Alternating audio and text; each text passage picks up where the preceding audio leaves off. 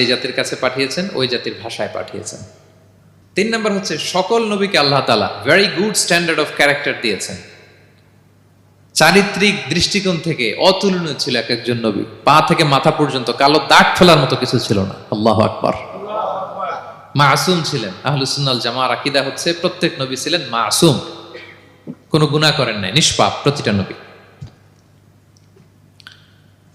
সর্বোত্তম চরিত্র দিয়ে আল্লাহ তাআলা, অনুপম চরিত্র দিয়ে আল্লাহ তাআলা তাদেরকে পাঠিয়েছেন। আল্লাহ তাআলা বলেন, ওয়া ইন্নাকা লাআলা খুলুকিন আযীম, and verily you are on a very good standard of character.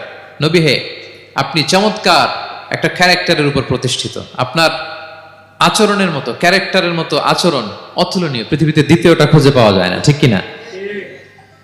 কারণ নবীরা যদি মডেল হন, তাদের আচরণ যদি ভালো না হয়, তাহলে মানুষ কি তাদেরকে গ্রহণ করবে? মানুষ তো তাদের কাছ থেকে শিখবে, জানবে।